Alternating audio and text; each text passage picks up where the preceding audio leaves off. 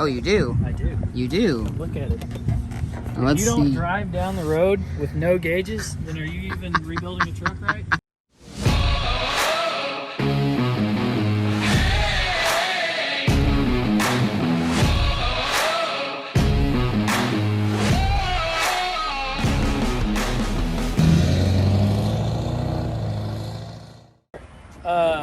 Context on what's happening with the cluster.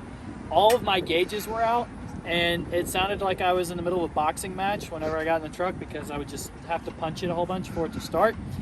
And I'm not driving anywhere further than around town with no fuel gauge. So yeah, I sent that off to Minnesota to get rebuilt. So Company link down below. If it comes back correctly, we'll have it linked down below. Yeah, no. If it comes back with less if you're parts, having cluster problems on a GMC or a Chevy from this body style, which is highly likely, let me know and I'll hook you up with the guy.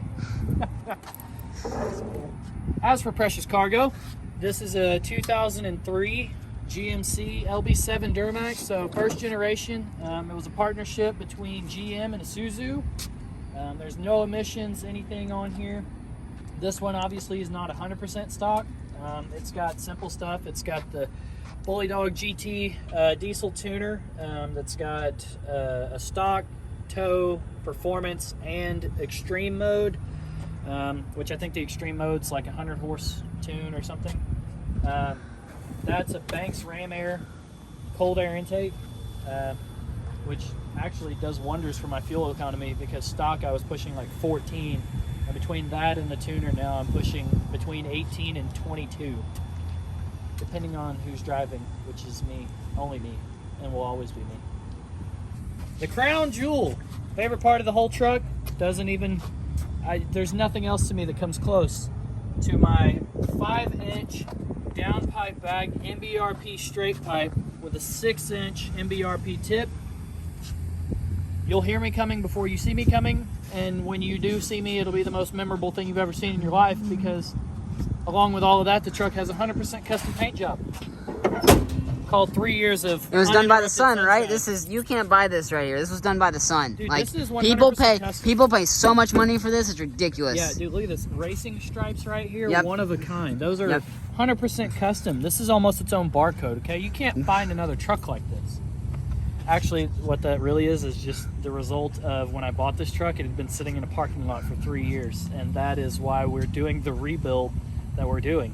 About a year ago, May of 2020, right post 2 weeks to flatten the curve, I found it for $5,200 in a parking lot with less than 200,000 miles on it. And I've replaced stock air system. It's got two 10-inch Rockford Fosgates behind the seat, custom stereo, the head mount. I've got custom exhaust. Oh, wheels and tires. You probably saw those in the first video we did. But those black Rhinos, those things are sweet.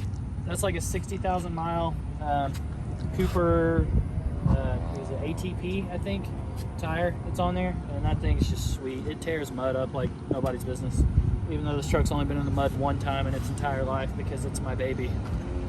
But through driving around and just a little bit of age, they crack right here on the brace, so that headlight wiggles and it's not supposed to. So I had already actually put some industrial grade adhesive on that one to glue it back, but the rest of them are breaking because the truck is 18 years old. Actually, since they do year models a year ahead, this is 19 years old. 6 years from being a classic. Once it does that, this truck will have a for sale sign on it. Just kidding. I love it. It's my baby. I'll probably keep this truck forever. There you go. Ah, classic. So yeah, plans for the future. Number one right now is due for an oil change, so getting an oil change and fuel filters. After that, I want to get a 2-inch level on here. I want to put 20-inch wheels and tires. I'd like to get some EFI Live custom tunes. I've got a friend of mine that could possibly hook me up with some 100 horse over injectors. So these are already the Bosch remans that got re-released as part of the recall when they fixed the nozzle leak issue that made the LB7 so infamous for injector problems. So If I can get my hands on 100 overs, I'll do that. That'll just mean more fuel, better for the motor. Probably my most immediate thing though is a lift pump. This truck is a standard CP3 injection. Works great, stock. Once again, once you start adding any kind of horsepower or any more increased fuel demand, it craps out on you. So it just needs a little bit of help. And an air dog or a fast system, you can't compete with them for adding more fuel supply to the truck. And then if I can get there at some point, a paint job all the way around, fix all the body work, because I don't know what happened to this truck before I owned it, but it looks like it went through a hailstorm and they just decided to park there because it's just, yeah, it's problems galore. So I call it skunk because of all the white stripes on the hood, and I figure it's a black truck with white stripes, so I call it skunk. That's the Duramax.